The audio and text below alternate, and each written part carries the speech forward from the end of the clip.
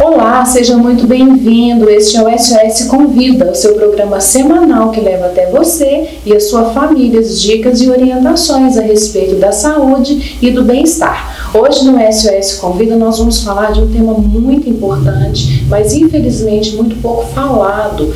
Esse tema é um tema que as pessoas santificam ele, é como se fosse o sagrado, ninguém toca no assunto, ninguém fala. Nós vamos conversar sobre o luto. E para falarmos mais sobre isso, nós convidamos uma pessoa muito especial, que é a Aline Neves. A Aline, ela é psicóloga, é clínica, psicóloga também hospitalar e trabalha com estratégias de ressignificação através da psicologia do luto. Aline, seja muito bem-vinda. É um prazer te receber aqui no nosso programa. É um privilégio poder falar com você sobre esse assunto. Que é, na verdade, um tabu. Quase ninguém fala sobre isso. Né? Vai ser ótimo poder colaborar com todo mundo, né? Para estar trazendo reflexões aí pertinentes. Isso. E antes de nós começarmos, eu gostaria que você começasse o programa explicando a definição do luto.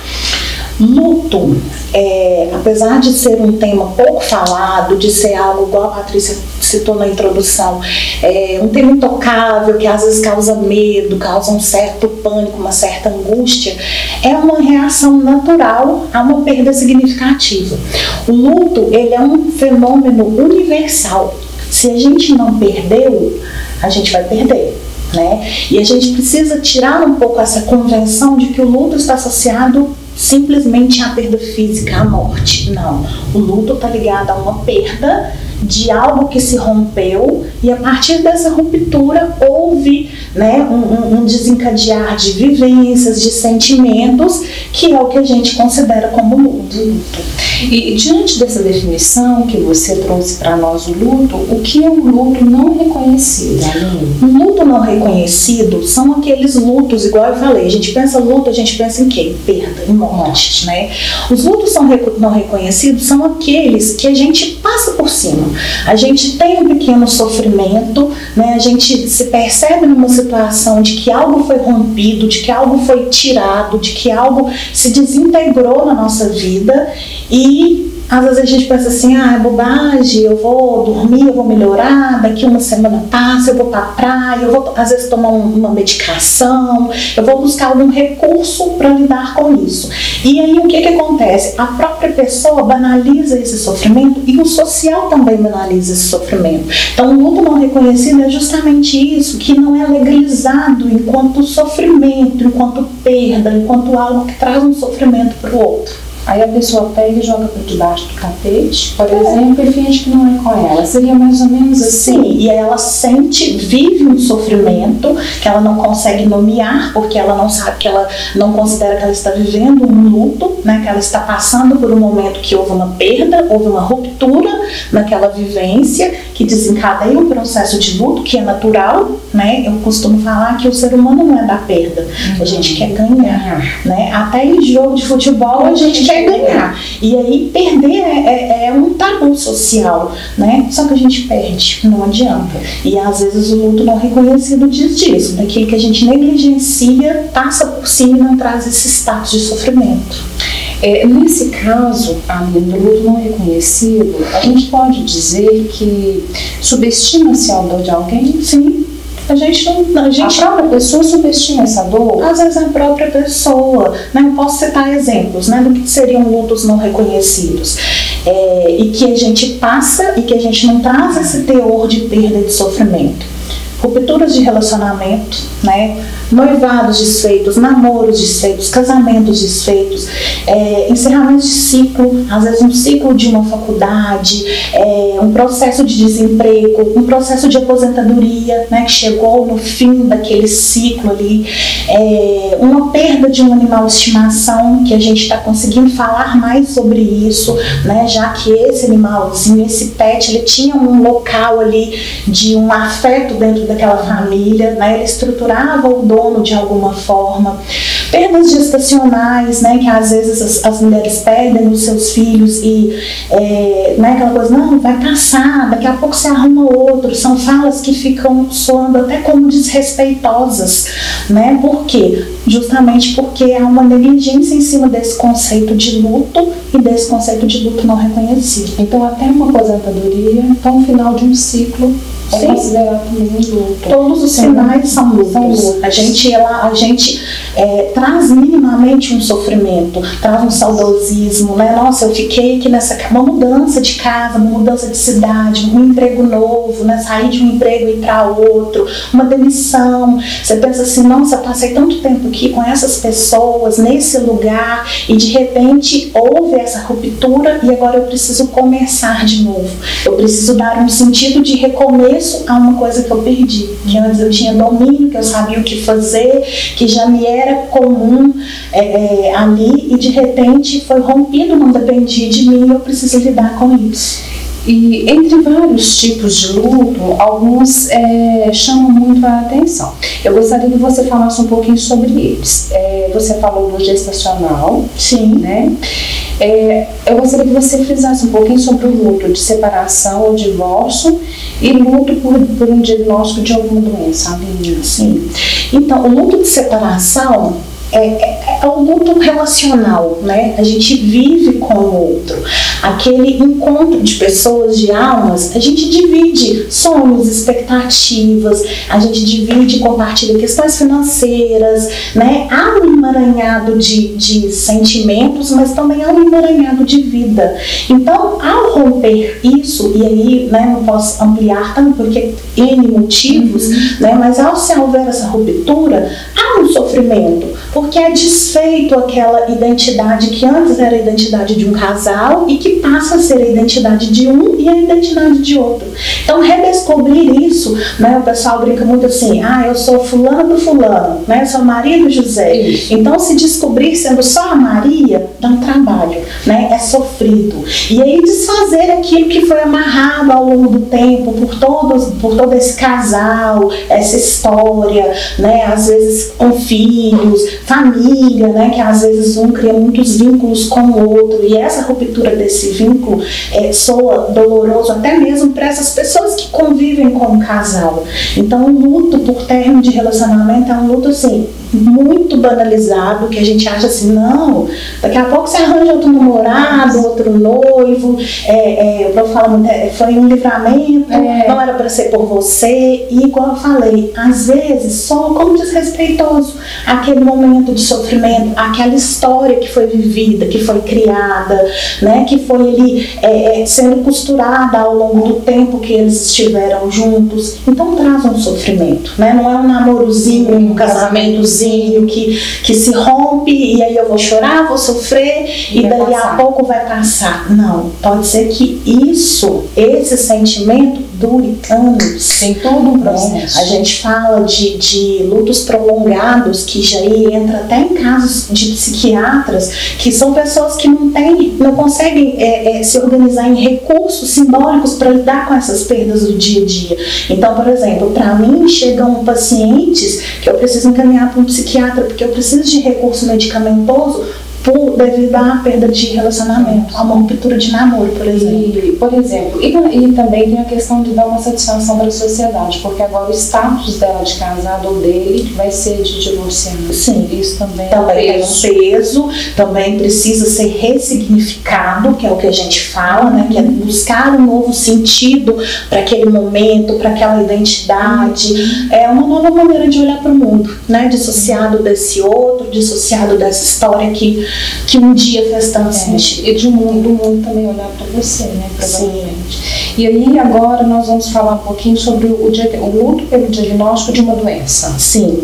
Então, também é um luto não reconhecido, né? É algo que a gente não traz com o status de um luto, porque é sofrido, você vai vivendo a vida e de repente você recebe um diagnóstico de uma doença, né? Você tem uma comunicação de uma má notícia. E talvez algo que vai mudar a sua vida, que vai mudar a sua rotina, que vai mudar os seus a sua organização diária, a sua organização semanal.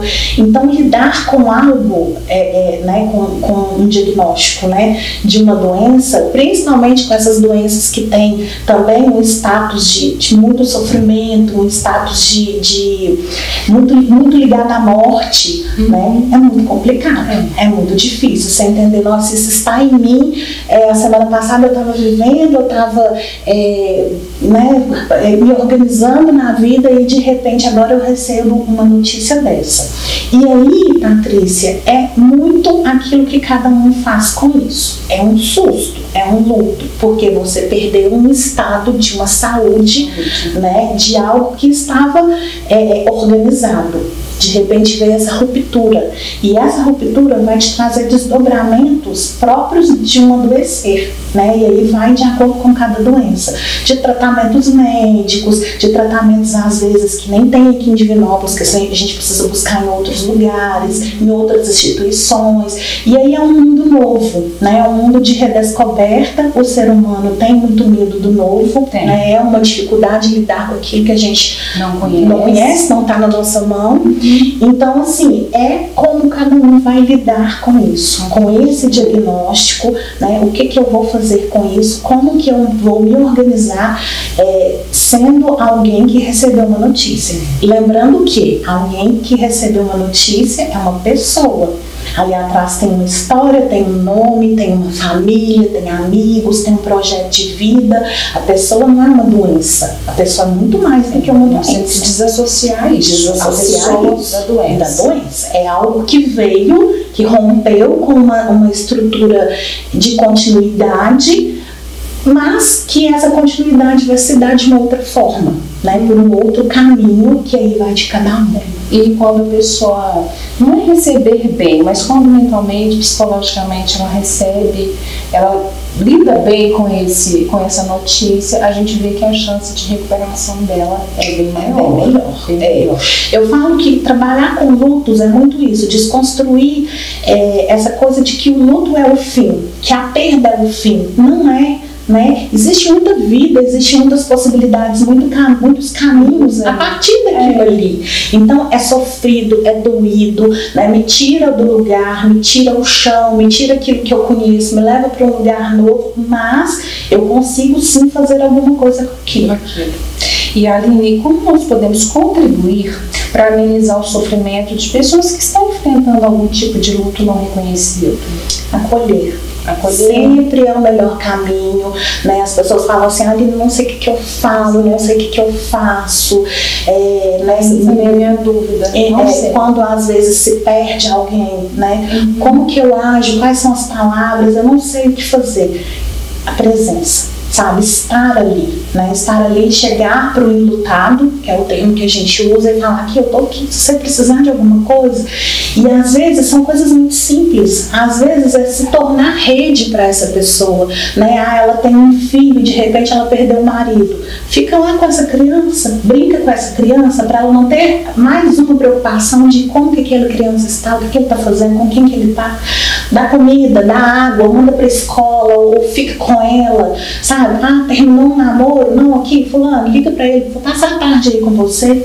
Pra quê? Não, pra gente ficar junto, né? E aí ali acolher sem banalizar. Se a pessoa quiser chorar, deixa chorar. Se a pessoa quiser rir, se a pessoa quiser ver foto, quiser ver Instagram, quiser lembrar, ouvir música, o luto é do enlutado. Cada luto é individual, né? Cada um vive de uma forma, cada um experimenta esse sentimento e dá um andamento para ele de uma forma. Então é muito particular e a gente precisa respeitar essa forma que é do outro, né? É a melhor forma, é sempre acolher. Respeitar a subjetividade de cada um, né? Sim. E é possível que as pessoas consigam vencer esse processo sozinha, ou você acredita que somente através de ajuda profissional? Nem sempre. A ajuda profissional, ela é sim algo que, igual eu falei, em alguns casos é necessária, não dá pra gente fugir disso, mas o luto, a gente consegue no nosso dia a dia lidar, cada um com seus recursos simbólicos, cada um com sua rede de apoio, com sua família, com seus amigos, com o seu dia a dia, lidar com isso que se perdeu, com isso que se rompeu, né? O melhor a se fazer é se oferecer nessa rede de apoio, ter essa rede de apoio, né? Eu falo que nada melhor do que abraço quentinho quando a gente perde alguma coisa, é a melhor coisa. Sim.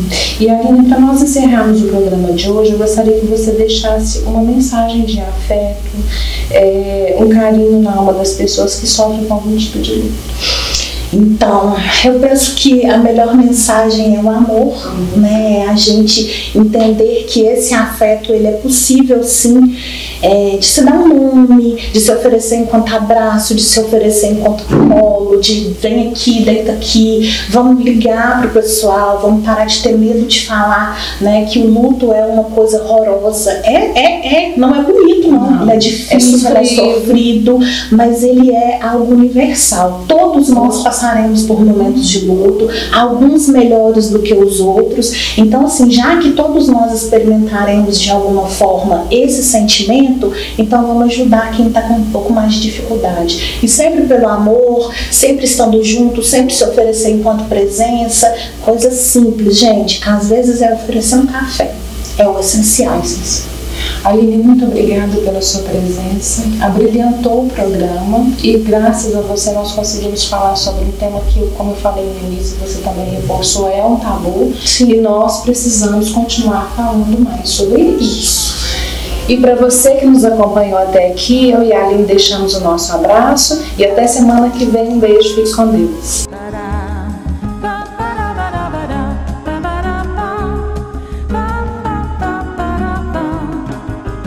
Ba ba da da ba ba.